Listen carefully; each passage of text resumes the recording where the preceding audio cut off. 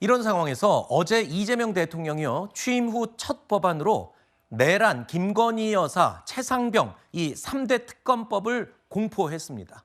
민주당은 이 3대 특검 출범에 속도를 내고 있습니다. 마침내 내란, 김건희, 최병 3특검법이 국무회의를 통과했습니다. 3특검법 시행은 불의를 단죄하고 정의를 바로 세우는 첫걸음입니다. 성역 없는 특검 수사로 내란 세력, 국정농단 세력, 수사외압 세력 모두 법의 심판대에 세워 정의가 살아 숨쉬는 진짜 대한민국을 만들어야 합니다. 그동안 윤석열의 거부권에 막혀 그 빛을 잃어가던 진실의 등불이 다시 힘을 받게 됐습니다. 그 불꽃이 활활 타오를 수 있도록 특검 후보자 추천 등 민주당이 해야 할 절차를 빈틈없이 챙기겠습니다. 자, 이재명 대통령이 국무회의에서 처리한 첫 번째 법안입니다. 바로 이 3대 특검법이었습니다. 새 정부의 1호 법안인 만큼 그 의미를 부여할 수밖에 없는데요. 민주당은 이 특검법 관련해서는 굉장히 속전속결로 처리할 것으로 예고하고 있습니다. 일단 특검팀을 지휘할 수 있는 사람을 찾는 게 지금 시급한데요. 왜냐하면 특검의 성패를 가를 수 있는 그런 상징적인 인물이 오겠죠.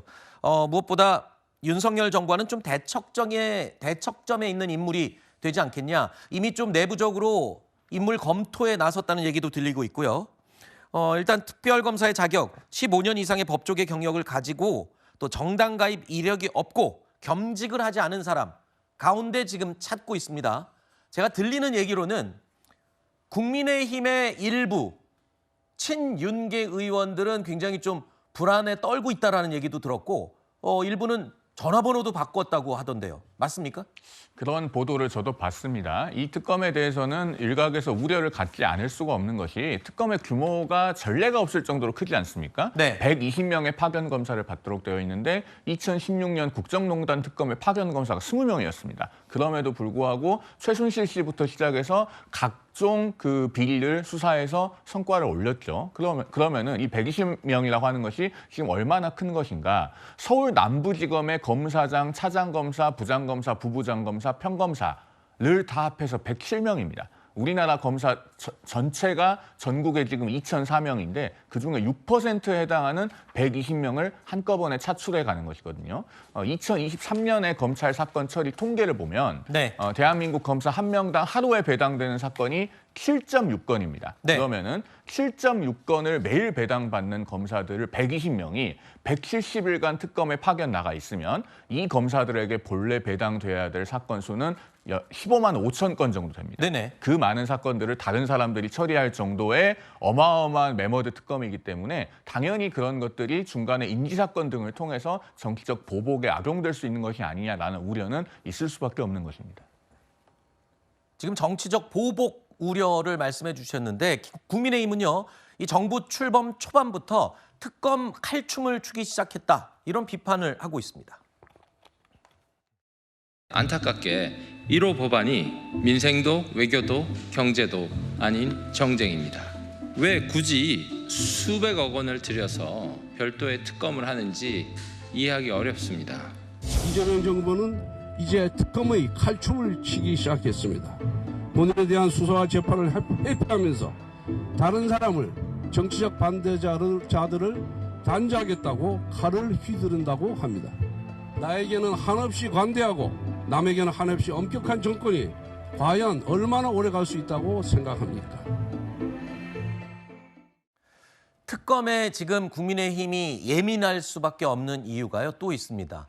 자, 국민의힘에서는요, 이 내란 특검 수사 과정에서 당 인사의 계엄 연루 의혹 뭐 이런 것들이 만약에 튀어나와서 확인이 될 경우, 사실로 확인이 될 경우 위헌정당 해산 심판 청구의 명분이 될 수도 있다는 겁니다. 쉽게 말해서 민주당이 국민의힘을 해산해달라고 청구할 수 있는 근거가 마련될 수도 있다는 겁니다. 박홍근 민주당 의원은요, 정당법 개정안을 추진하고 있다라고 말하고 있습니다. 그러면서 정당 해산 가능성을 점치는 목소리가 나오고 있습니다. 한마디로 지금 정치권에는 국민의힘 해산론이 부상하고 있습니다. 현실적으로 가능한 거예요?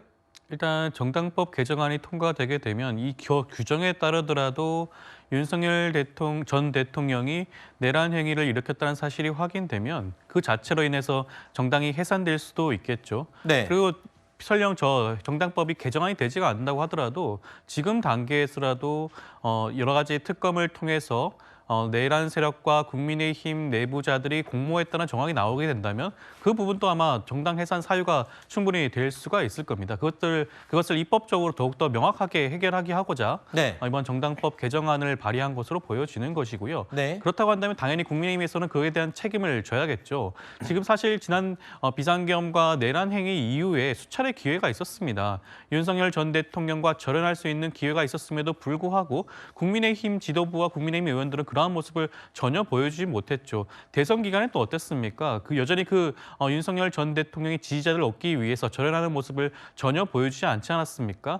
이제 와서야 김용태 비대위원장이 탄핵 반대 당론을 무효화하겠다는 때늦은 처방을 하고 있죠. 그것조차도 지금 국민의힘 의원들은 동의하고 있지 않는 모습을 보여주고 있지 않겠습니까? 네. 그렇다고 한다면 그것 자체가 지금 사실상 대한민국 헌정 질서를 흐트러뜨리고 혼란시킨 그런 역할을 한 것이 아니냐는 측면에서는 정당 해산의 가능성은 더욱더 높아진다고 할 네. 수가 있겠고요. 그리고 앞서 특검과 관련해서 인원이 너무나 많은 것이 아니냐라고 말씀을 하셨는데 과거에 이재명 대통령을 상대로 윤석열 정부가 했던 투입된 검사 수가 150명이 넘는다고 합니다. 네. 한 사람을 향해서 150명을 투입해서 수사를 한 건 괜찮고 어떻게 특검이라고 하는 것은 일정 기간이 한정적이에요. 수사 기간은 길어도 150일밖에 안 됩니다. 짧은 기간 동안에 헌정 질서를 무너뜨렸던 자들에 대해서 조속히 수사를 하고 단죄하는 것이 더욱더 국정 질서를 바로잡는 데 더욱더 좋지 않겠습니까? 네. 그렇다고 한다면 국민의힘 차원에서라도 이것은 오히려 동의할 만한 사안이 아닌가 하는 생각이 듭니다. 팩트 체크를 제가 좀 드려야 될 것 같은데요. 네. 일단 수사 기간은 150일이 아니고 최대 170일입니다. 그리고